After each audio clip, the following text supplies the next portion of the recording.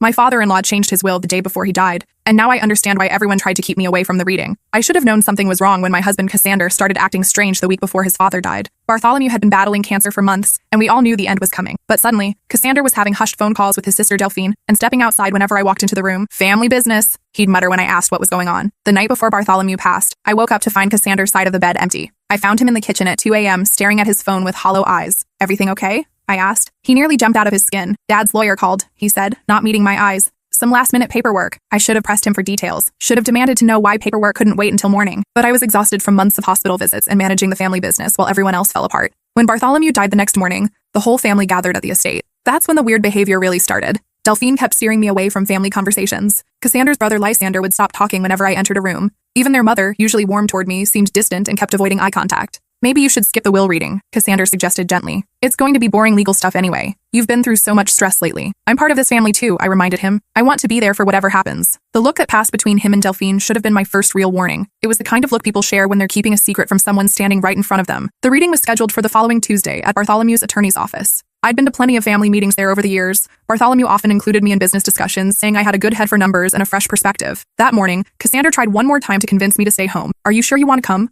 I could just tell you everything later. Maybe we could take a vacation afterward. Just the two of us. Why are you so eager to keep me away? I asked, studying his face. What aren't you telling me? I'm not, he said quickly. I just thought you might be uncomfortable with all the family drama. But I was already uncomfortable. The whole family was acting like I was a stranger at a funeral I didn't belong at. At the lawyer's office, I noticed immediately that someone had rearranged the seating. Usually I sat next to Cassander near the front. Today, there was a single chair pushed against the back wall, clearly meant for me. I ignored it and took my usual seat next to my husband. The lawyer, Mr. Pemberton, looked nervous as he shuffled through papers. He kept glancing at the family, then at me, then back at his documents like he was dreading what came next. Before we begin, he said carefully, I want to note that Mr. Bartholomew made some significant changes to his will just hours before his passing. The room went dead silent. The changes were made voluntarily and witnessed properly. Mr. Pemberton continued. However, they were unexpected. Delphine shifted uncomfortably. Cassander was staring at his hands like they held the secrets of the universe. Mr. Pemberton began reading the standard language, then got to the specifics. The estate was worth roughly $12 million. The family textile business, 3 properties, and substantial investments. To my daughter Delphine, I leave the family home and $500,000.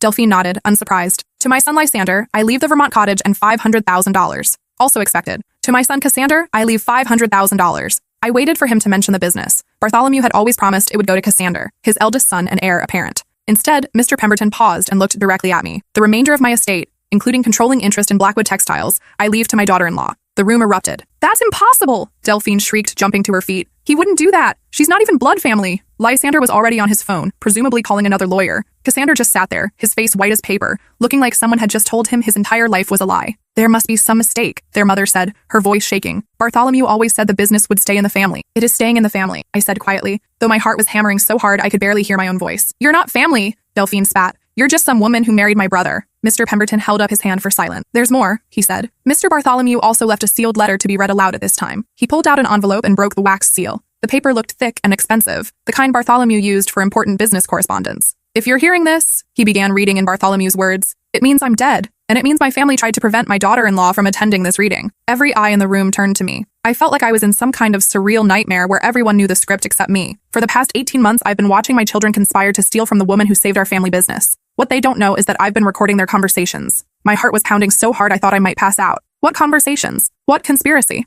Mr. Pemberton continued reading, his voice steady despite the chaos erupting around him. 18 months ago, Blackwood Textiles was hemorrhaging money. Poor management and bad investments had brought us to the edge of bankruptcy. My children were already planning to sell the company and split the proceeds, caring nothing for the legacy our family built over 4 generations. This was news to me. I'd been working as the company's financial consultant for 3 years, but I'd been focused on specific projects. I'd never seen the full financial picture. Let me step back and explain how I got involved with the Blackwood family in the first place. 7 years ago, I was a recent MBA graduate working for a small consulting firm that specialized in helping family businesses modernize their operations. Bartholomew had hired us after his previous consultant recommended a complete overhaul of their antiquated accounting systems. I remember walking into the Blackwood Textiles headquarters for the first time. It was a massive brick building that had been in continuous operation since 1892. The main floor still housed the original weaving machines, though they'd been updated with modern technology. The smell of cotton and dye was overwhelming at first, but somehow comforting. Bartholomew himself gave me the tour that first day. He was 68 then, still sharp as a tack, with calloused hands that spoke of decades spent understanding every aspect of his business. He didn't just own the company, he lived and breathed it. My great-grandfather started this company with 2 looms and a dream, he told me as we walked through the production floor. Every generation has added something to it. My grandfather mechanized the operation. My father expanded into synthetic blends. I computerized everything and started our export business. What's next? I asked. That's what I'm hoping you'll help me figure out. What I discovered was a company caught between two worlds. The traditional textile business was being undercut by overseas manufacturers with drastically lower labor costs. But Blackwood had something their competitors didn't, a reputation for quality that had taken over a century to build. We need to find our niche, I told Bartholomew after my initial analysis. We can't compete on price with overseas manufacturers, but we can compete on quality, service, and innovation. Over the next 6 months, I helped them transition into high-end specialty fabrics for luxury fashion houses. We developed relationships with sustainable cotton growers, invested in equipment for organic fabric production, and created a line of custom textiles that commanded premium prices. The transformation was remarkable. Within a year, Blackwood Textiles was not only profitable again, but thriving in ways it never had before. That's when Bartholomew asked me to marry his son. Well, not exactly, but he did invite me to a family dinner where I met Cassander, who had just returned from business school with grand plans to modernize the family business. Cassander was handsome, charming, and genuinely passionate about carrying on the family legacy. Our courtship was slow and sweet. Cassander would pick me up after work, and we'd drive through the countryside, talking about our dreams for the future. He spoke eloquently about honoring his family's tradition, while building something new and innovative. I want to create something that my children will be proud to inherit, he said one evening as we sat by the lake near the family estate. Something that represents the best of what business can be. I fell in love not just with Cassander, but with his vision of what we could build together. When we married 2 years later, Bartholomew walked me down the aisle. My own father had died when I was in college, and having Bartholomew step into that role meant everything to me. You're not gaining a daughter-in-law, he told the wedding guests during his toast. You're gaining a daughter, and this family is gaining someone who understands what it means to build something that lasts. For the first few years of our marriage, everything seemed perfect. I continued working with the company as a consultant, gradually taking on more responsibility as Bartholomew began to trust my judgment. Cassander worked in sales and marketing, developing new client relationships and expanding our market reach. Delphine managed the company's human resources and employee relations. She was 5 years older than Cassander, had never married, and seemed to view the family business as her primary identity. Lysander, the youngest at 3 years younger than Cassander, oversaw production and quality control. We were a family business in the truest sense. Everyone had a role, everyone contributed, and everyone shared in the success. Or so I thought. It was my daughter-in-law who discovered the embezzlement scheme that was bleeding us dry. Mr. Pemberton continued reading from Bartholomew's letter. She brought me evidence that my trusted CFO had been systematically stealing from us for years, using a complex system of fake vendors and inflated invoices. When she presented her findings, I asked her to help restructure our finances and rebuild what we'd lost. I remembered that discovery vividly. It was a Thursday afternoon in March, about 18 months before Bartholomew's death. I'd been reviewing the accounts payable records as part of a routine efficiency analysis when I noticed some irregularities.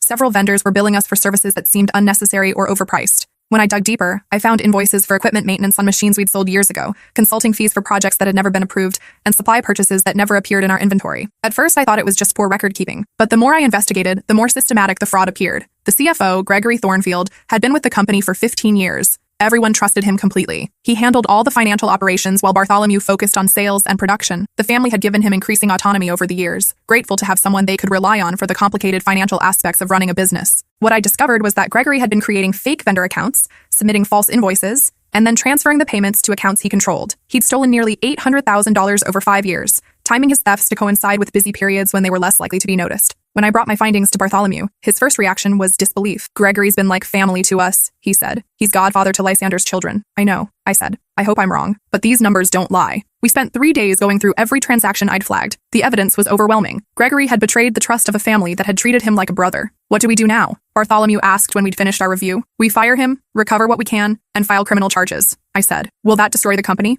It might, I admitted, depending on how much damage has been done and whether we can recover the stolen money. That's when Bartholomew asked me to become more than just a consultant. I need someone I can trust completely, he said. Someone who sees the big picture and isn't afraid to make hard decisions. Will you help me rebuild this company? I should have realized then that this decision would eventually put me at odds with his children. They'd grown up expecting to inherit leadership roles in the family business. Having their father turn to an outsider, even one who'd married into the family, must have felt like a betrayal of their birthright. But at the time, all I could think about was saving the company that had become such an important part of my life. Over the next year, she worked tirelessly to save our company. Mr. Pemberton continued reading. She renegotiated our debts, streamlined our operations, and identified new revenue streams that I never would have thought of. She worked 16-hour days, sacrificed her own career opportunities, and turned down lucrative job offers to stay and help us. Because of her efforts, Blackwood Textiles is now more profitable than it's been in a decade. The rebuilding process was exhausting. After Gregory's arrest, we discovered the financial damage was even worse than we'd initially calculated. The company was 3 months away from defaulting on several major loans. Our credit rating had been damaged by late payments that Gregory had been making to cover his tracks. I spent weeks meeting with bank officials, creditors, and suppliers, negotiating payment plans and extensions.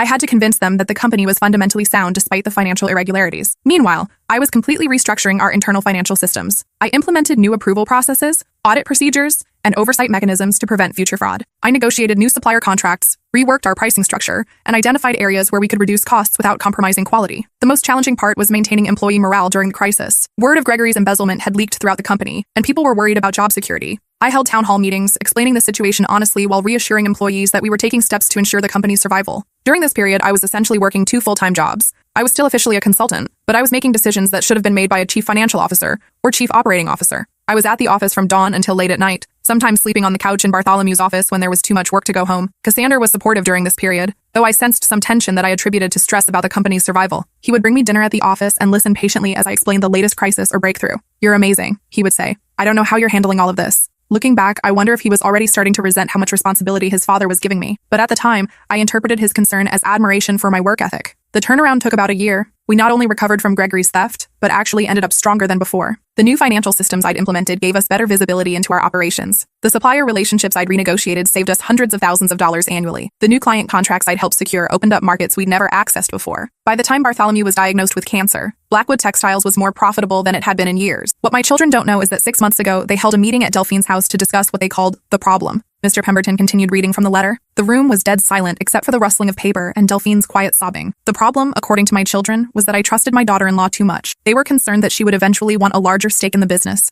or that she might try to influence my estate planning. So they devised a plan to protect what they saw as their inheritance. I felt sick to my stomach. The room was spinning slightly, and I gripped the arms of my chair to steady myself. Now I understood why the family dynamics had felt strange during Bartholomew's illness. I'd attributed the tension to grief and stress about his deteriorating health, but apparently, they'd been planning my elimination from the family business. They decided that after my death, they would quietly push her out of the company. Cassander would tell her that the family needed to restructure and that her services were no longer needed. They planned to offer her a small severance package and make it clear that she was not truly part of the family. They discussed ways to make her feel unwelcome and isolated until she chose to leave on her own. I thought about all the subtle changes I'd noticed in recent months. How Delphine had stopped including me in planning meetings, how Lysander had become less collaborative when discussing operational changes, how even Cassander had seemed more distant, though I'd assumed it was because of stress about his father's illness. I'd been so focused on keeping the company running smoothly during Bartholomew's treatment that I hadn't realized his children were systematically excluding me from their plans for the future. I have recordings of this entire conversation, which I've provided to Mr. Pemberton. In these recordings, my children refer to her as the outsider and discuss how to legally exclude her from any inheritance or ongoing role in the company. They talk about her like she's a temporary employee rather than someone who has devoted 3 years of her life to saving what our family built.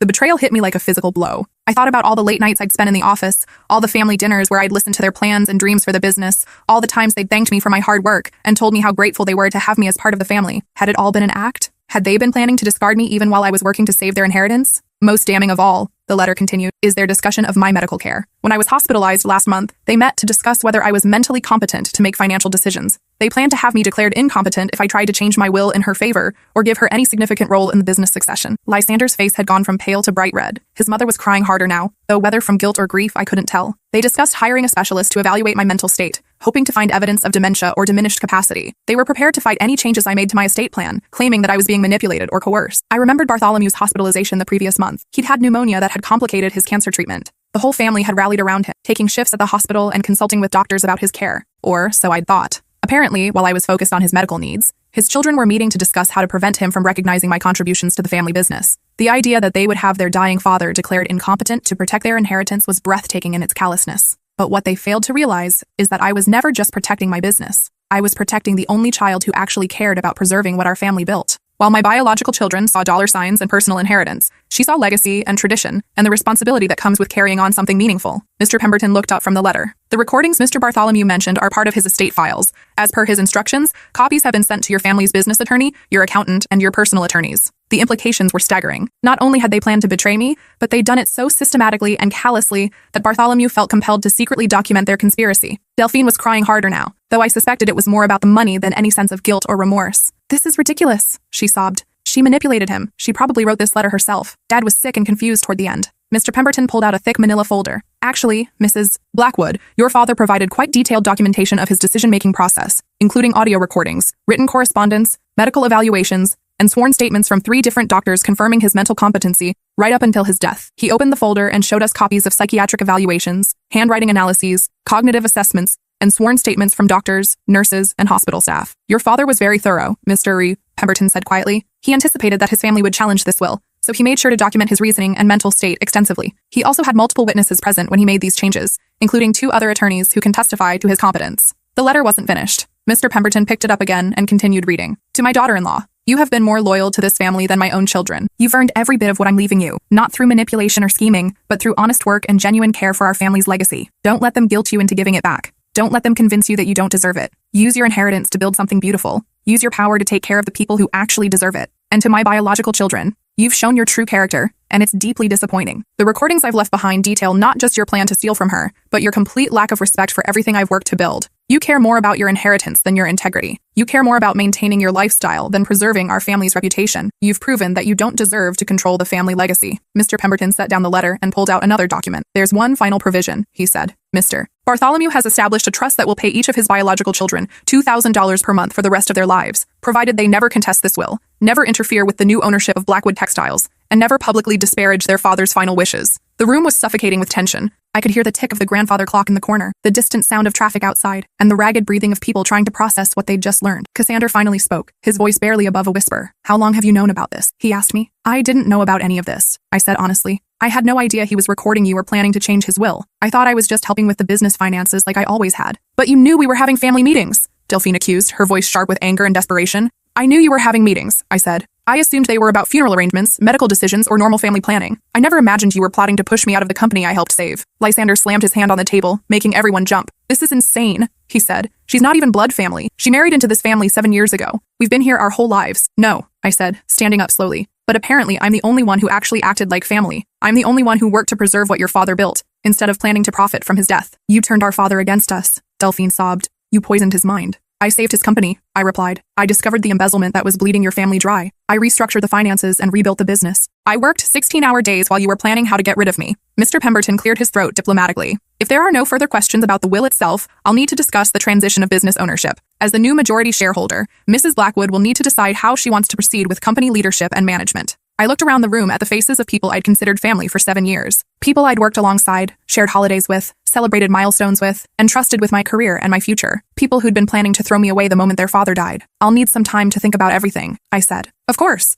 Mr. Pemberton replied. This is a significant responsibility. Shall we schedule a follow-up meeting for next week to discuss the business transition? As we gathered our things to leave, the atmosphere was thick with unspoken recriminations and shattered relationships. Delphine wouldn't even look at me. Lysander was muttering under his breath about lawyers and legal challenges. Their mother was crying quietly into a handkerchief. Cassander grabbed my arm as I headed toward the door. We need to talk, he said, his voice urgent and desperate. Do we? I asked, gently but firmly pulling away from him. This doesn't have to change anything between us, he said. It's just business. We can figure this out together. I stared at him. This man I'd been married to for 7 years, who'd shared my bed and my dreams and my plans for the future, who'd been planning to betray me while I worked to save his family's legacy. Just business? I repeated. You planned to fire me from the company I saved. You discussed having your dying father declared incompetent. You called me the outsider and plotted to exclude me from the family I've devoted my life to serving. We were protecting the family interests, he said weakly. I was the family interests, I shot back. I was the one working to protect what your family built. I was the one who discovered the embezzlement, who restructured the finances, who turned the company around. And you were planning to throw me away like garbage. That night, I sat alone in our kitchen. A kitchen in a house that was paid for with Blackwood Textiles money, and read through the recordings and documents that Bartholomew had left me. They were far worse than the letter had suggested. The recordings revealed 18 months of systematic planning to betray me. Not only had they planned to push me out of the business, but they discussed ways to make me choose to leave voluntarily. Cassander had suggested making my work environment so hostile and uncomfortable that I'd quit on my own. Delphine had proposed spreading subtle rumors about my competence and reliability to undermine my professional reputation. Lysander had researched ways to challenge any gifts or inheritance their father might leave me, looking for legal loopholes that would allow them to reclaim anything he gave me. In one particularly painful recording, they discussed my personality and character in clinical, dismissive terms. She's always been too ambitious, Delphine said. I think she saw Dad as a way to advance her career. She's useful now, Lysander agreed. But once the crisis is over, we need to get back to normal family management. The problem is that Dad treats her like she's his actual daughter, Cassander said. He includes her in decisions that should be family only. Well, she's not family, Delphine replied. Not really, and we need to make sure she understands that. Most devastating of all was a conversation from just 2 weeks before Bartholomew's death, where they'd discussed my marriage to Cassander. She's only with Cassander for the money anyway, Lysander had said. Once Dad's gone and she's out of the business, she'll probably divorce him and try to take half of whatever he inherits. Good, Delphine had replied. Better to get rid of her now than deal with her long term. She's been way too involved in family business from the beginning. Even Cassander had participated in this conversation. Maybe it would be better if we just ended up divorced, he'd said. Then I wouldn't have to worry about her having any claim to family assets or trying to influence how we run the business. They'd laughed about it. Actually laughed about ending my marriage and destroying my life, but there was more. In another recording, they discussed my professional reputation and how to damage it if I didn't cooperate with their plans. We could spread word that she was the one who missed the embezzlement initially, Cassander suggested, make it seem like she was incompetent or possibly complicit. Or we could say she was having an affair with Gregory, Delphine added. That would explain why she was so involved in the financial details. That's brilliant, Lysander said. It would destroy her credibility and make it impossible for her to work in this industry again. I'd given 7 years of my life to these people. I'd worked tirelessly to save their business, attended every family gathering, supported them through crises, celebrated their successes, and planned my entire future around being part of their legacy. And they'd seen me as a temporary inconvenience to be discarded when it became convenient. But the recordings also revealed something else. Bartholomew had been recording these conversations for months. He'd known exactly what his children were planning, and he'd been documenting their betrayal systematically. In one recording, I heard him talking to someone, probably his lawyer, about his discovery. "I can't believe my own children would plot against someone who saved our family business," Bartholomew said. "She's been more loyal to this family than they have." "What do you want to do about it?" the other voice asked. "I want to make sure she's protected," Bartholomew replied. "I want to make sure that the person who actually deserves to inherit this legacy gets the chance to preserve it." "Are you sure about this? It's going to tear your family apart." "My children have already torn this family apart," Bartholomew said sadly. "I'm just making sure the right person gets to put it back together." The next morning, I called Mr. Pemberton. "I've made my decision about the company," I told him. "What would you like to do?" "I want to fire all 3 of them," I said. "Immediately. I want them removed from any management positions, stripped of any company credit cards or access, and banned from company property." "That's certainly within your rights as majority owner," he replied carefully. "Though I should mention that their father did leave provisions for their monthly stipends, which might complicate. Those stipends were contingent on them not contesting the will or interfering with my ownership," I reminded him. "But they didn't say anything about me choosing not to work with people who planned to systematically betray me." "Very true," he said. "Shall I prepare the termination paperwork?" "Yes, and I want to buy out their minority shares in the company completely. I'll pay fair market value, but I want them to have no ownership stake whatsoever. I want complete control. I'll have the business valued by an independent appraiser and make them a fair offer," he said. "One more thing," I added. "I want to change the company name. Blackwood Textiles is going to become something new, something that represents what I want to build going forward." "What did you have in mind?" "Heritage Textiles," I said. "Because I'm going to honor the real heritage of this company, the values of hard work, integrity, and loyalty that built it in the first place." The next few weeks were a whirlwind of legal proceedings and business transitions. The family initially tried to challenge the will, but their lawyers quickly advised them that Bartholomew's documentation was too thorough to contest successfully. Delphine hired her own attorney and threatened to sue me personally for manipulating their father, but her lawyer dropped the case after reviewing the recordings. Apparently, it's hard to claim manipulation when there's audio evidence of you plotting to betray someone. Lysander tried to rally the company employees against me, spreading rumors that I'd somehow coerced Bartholomew into changing his will. But most of the employees had worked with me during the financial crisis and knew exactly how much I'd contributed to the company's survival. Cassander's reaction was the most painful. He alternated between pleading with me to be reasonable and accusing me of manipulating his dying father. He couldn't seem to understand that I'd had no knowledge of Bartholomew's plans. "You must have known," he insisted during one of our last conversations as a married couple. "You must have suspected something." "I suspected that your family was acting strangely," I replied. "I thought it was grief. I never imagined you were plotting to betray me." "We weren't betraying you," he said. "We were protecting the family business." "From me?" I asked. "From the person who saved it?" He didn't have an answer for that. 2 weeks later, I held my first board meeting as sole owner of what was now officially Heritage Textiles. I'd kept all the employees who'd actually worked to build the company's success, but I'd brought in new senior leadership, people who shared my vision for ethical business practices and sustainable growth. The announcement of the ownership change and rebranding made the local business news. The article focused on my plans to expand the company's sustainable fabric lines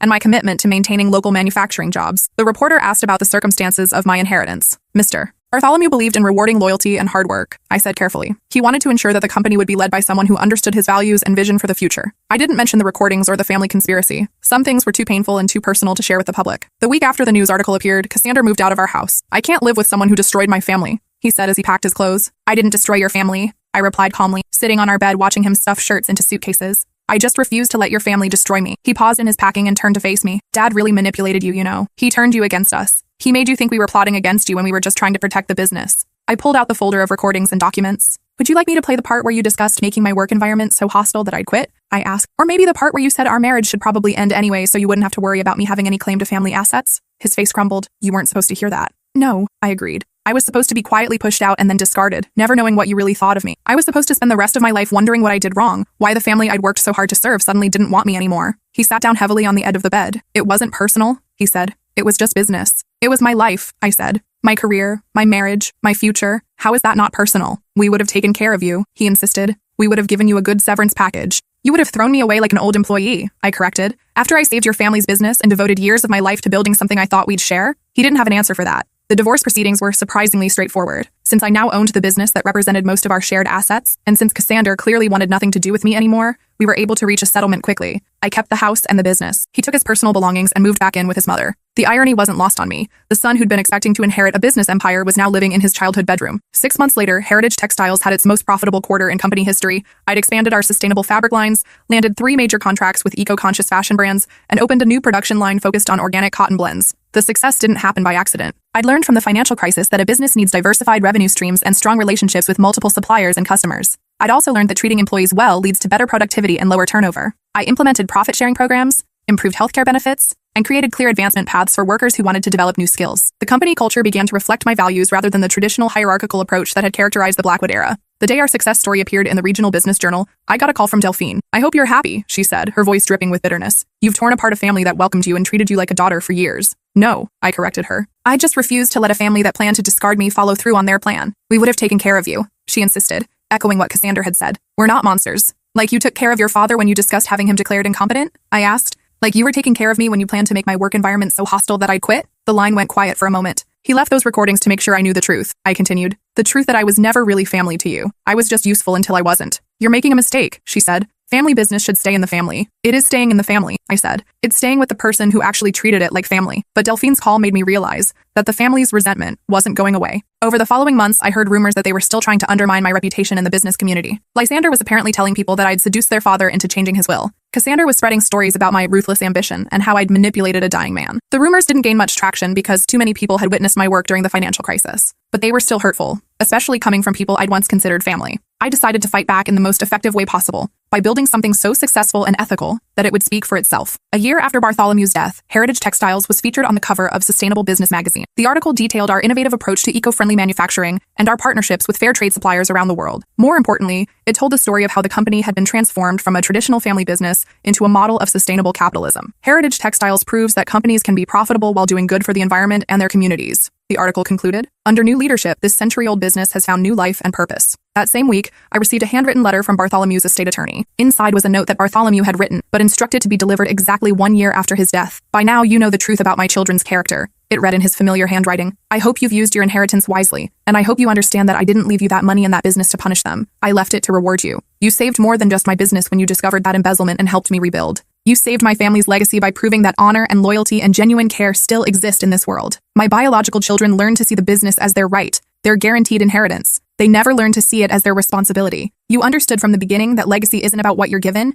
it's about what you do with what you're given. Build something beautiful with what I've left you. Build something that lasts. Build something that makes the world a little bit better. And don't let anyone convince you that you don't deserve it. You've earned every bit of it." The letter continued with specific advice about business challenges he anticipated I might face, along with contact information for suppliers and business partners he trusted. Even from beyond the grave, he was still mentoring me. But the most meaningful part was his final paragraph. "I've watched you work for 3 years, and I've seen how you treat people. You don't just see employees, you see human beings with families and dreams and challenges. You don't just see customers, you see partners in building something meaningful. You don't just see profit, you see opportunity to create value for everyone involved. That's what real leadership looks like. That's what I want my legacy to represent." 2 years later, I was invited to speak at a conference for women in business. During my presentation about building ethical companies, someone in the audience asked how I'd managed to take over a family business without any family connections. "Actually," I said, "I learned that family isn't about blood. It's about who shows up when things get difficult. It's about who works to build something together instead of just waiting to inherit it." The man who left me his business understood that real family members are the people who see legacy as responsibility, not just opportunity. After the conference, several other business owners approached me with questions about sustainable manufacturing and ethical business practices. I realized there was an opportunity to share what I'd learned with other companies. That's how Heritage Consulting was born. Working with other family businesses showed me that the dynamics I'd experienced with the Blackwoods weren't unique. Many family enterprises struggle with succession planning, particularly when the next generation feels entitled to leadership roles without demonstrating competence or commitment.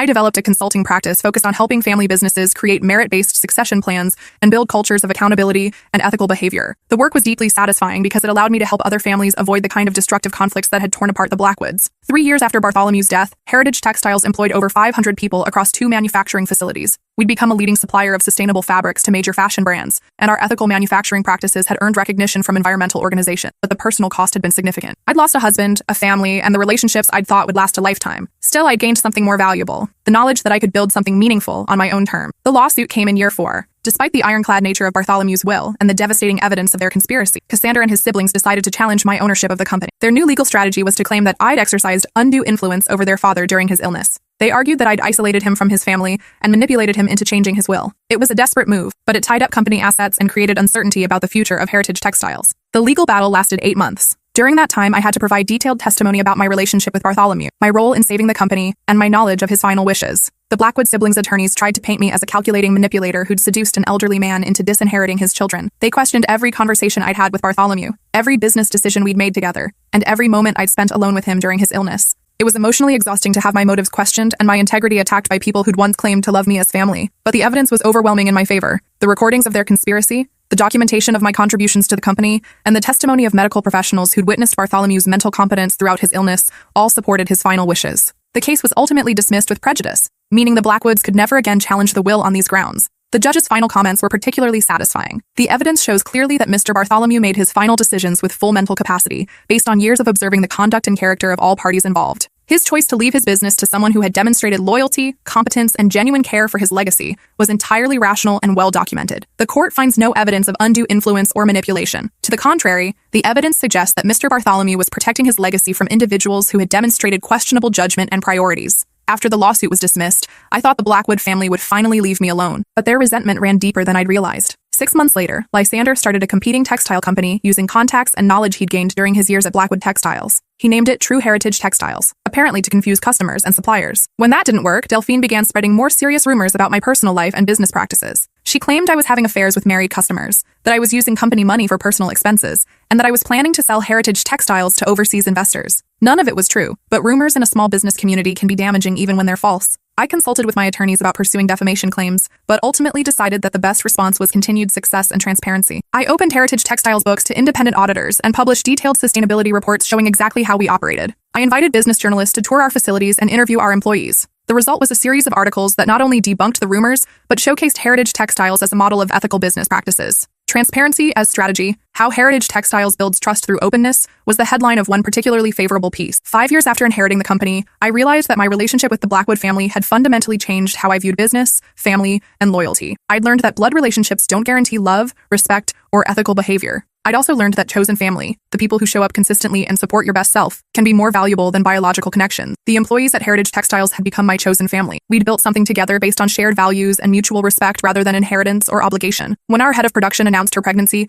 we celebrated with cake in the break room and spent time figuring out how to accommodate her needs as a new mother. When our lead sustainability coordinator's husband was diagnosed with cancer, the entire company rallied to support their family with meal deliveries, childcare assistance, and flexible work arrangements. This was what family was supposed to look like. People taking care of each other because they chose to, not because they were obligated to. 7 years after Bartholomew's death, I received an unexpected phone call. Cassander's voice was different, older, more tired than I remembered. "I need to tell you something," he said without preamble. "What?" "Mom's dying. Cancer, like Dad. She wants to see you." I was quiet for a long moment. "Why?" I asked finally. "She wants to apologize," he said. "For what we did, for what we planned." "And what do you want?" I asked. "I want to apologize too," he said quietly. "I've had 7 years to think about what we did to you, what I did to you." I agreed to visit, though I wasn't sure why. Cassander's mother, Margaret, had always been kind to me during our marriage. She'd welcomed me into the family, taught me family recipes, and shared stories about Bartholomew's childhood and their early marriage. I found her in a hospital bed that looked exactly like the one where Bartholomew had spent his final days. The irony was painful. "Thank you for coming," she said, her voice weak but clear. "How are you feeling?" I asked, settling into the bedside chair. "Like I'm dying," she said with a slight smile, "but also like I need to clear my conscience before I go." She told me that she'd known about her children's plan to push me out of the company. She'd even participated in some of the planning sessions.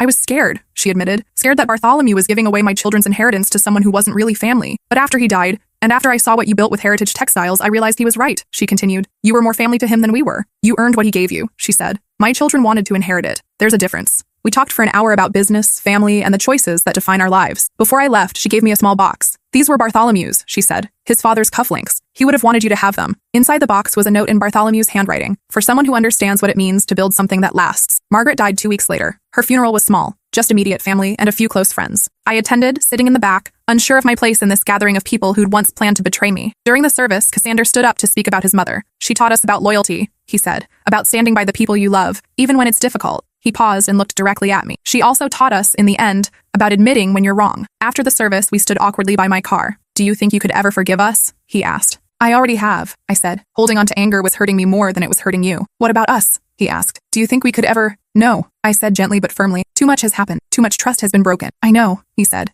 "I just had to ask." As I drove away from the cemetery, I thought about forgiveness and fresh starts and the complexity of human relationships. I'd forgiven the Blackwood family for their betrayal, but that didn't mean I was willing to risk being hurt by them again. Some relationships can be repaired. Others are too damaged to rebuild. The key is knowing the difference. 10 years after Bartholomew's death, Heritage Textiles had become one of the most respected textile companies in the region. We employed over 800 people, operated 3 manufacturing facilities, and had achieved B Corporation certification for our commitment to social and environmental responsibility. I'd also married again, to Dr. Marcus Okafor, a hospital administrator I'd met during one of Margaret's treatments. Marcus understood my commitment to building ethical businesses and supported my work without trying to control or change it. Our wedding was small and joyful, filled with the chosen family I built over the years. employees who'd become friends, business partners who'd become mentors, and community members who'd supported Heritage Textiles' growth. Bartholomew would have been proud. At the reception, I gave a toast that summarized what I'd learned from the most difficult decade of my life. I've learned that inheritance isn't just about money or property, I said. The most valuable inheritance is the example of how to live with integrity, how to treat people with respect, and how to build something meaningful that outlasts your own life. Bartholomew Blackwood left me more than a business. He left me a blueprint for how to lead with honor. And all of you, my chosen family, have helped me understand that the best legacy is the one you build together with people who share your values.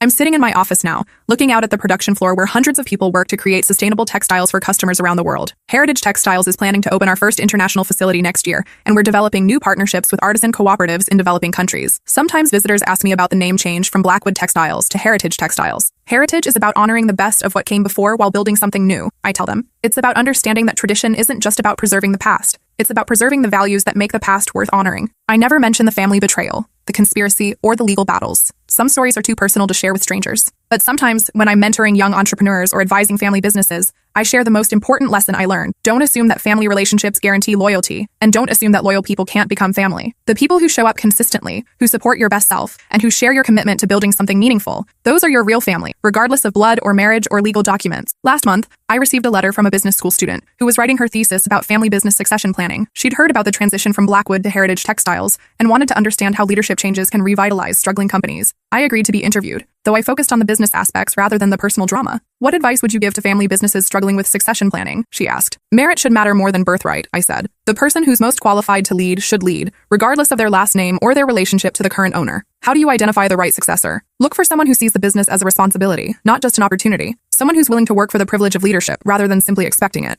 What about family dynamics? How do you handle relatives who feel entitled to leadership roles? Sometimes protecting a family legacy means protecting it from family members who would damage it, I said carefully. The student published her thesis 6 months later. It became required reading in several business school programs, and I started receiving speaking requests from universities and business organizations. I realized I had something valuable to share, a perspective on leadership, loyalty, and the true meaning of family that could only come from someone who'd lost one family and built another. The speaking engagements led to consulting opportunities, which led to writing a book about ethical leadership in family businesses. Heritage Leadership, Building Business Legacies. That last was published 3 years ago and became a bestseller in the business category. The book tells the story of how companies can transition from traditional family ownership to merit-based leadership while preserving their core values and culture. I used Heritage Textiles as a case study, though I changed the names and some details to protect the privacy of people involved. The book's success opened doors I'd never expected. I was invited to join corporate boards, speak at international conferences, and advise government agencies on small business development. But the most meaningful recognition came from an unexpected source. Last year, the Regional Business Association created the Bartholomew Blackwood Award for Ethical Leadership. It's given annually to a business leader who demonstrates integrity, loyalty, and commitment to building sustainable enterprises. I was the first recipient. During the award ceremony, I wore Bartholomew's father's cufflinks, the ones Margaret had given me before she died. In my acceptance speech, I talked about the difference between inheriting a legacy and earning one. Bartholomew Blackwood understood that true legacy isn't about what you leave behind, I said. It's about what you inspire others to build. He gave me the opportunity to prove that loyalty and competence matter more than bloodlines. He trusted me to preserve what was best about his family's heritage while building something new and better. I hope that everyone who receives this award in the future will remember that the greatest honor isn't being chosen, it's being worthy of the choice. After the ceremony, several people approached me with their own stories of family business conflicts and succession challenges. I realized that my experience with the Blackwood family had given me insights that could help other people navigate similar situations. That's why I'm telling this story now. Not for revenge or vindication, those feelings faded years ago, but because there are other people out there who are working to build something meaningful, only to discover that the people they trusted most are planning to betray them. There are people who are giving their best efforts to preserve family legacies, only to be seen as outsiders who don't deserve what they've helped create. There are people who are struggling to understand the difference between earned trust and inherited privilege. If you're one of those people, I want you to know, you don't have to accept betrayal as inevitable. You don't have to settle for being undervalued by people who should appreciate your contributions. You don't have to choose between your integrity and your security. Sometimes the family you choose is more valuable than the family you're born into. Sometimes the best revenge is building something so beautiful and meaningful that it speaks for itself. Sometimes the people who try to destroy you end up giving you exactly what you need to become who you were meant to be. Bartholomew Blackwood changed his will the day before he died because he understood something his biological children never learned. Legacy isn't about blood, it's about character. Inheritance isn't about entitlement. It's about responsibility. Family isn't about shared DNA. It's about shared values. And sometimes the person who deserves to carry on your life's work is the one who earned it rather than the one who expected it.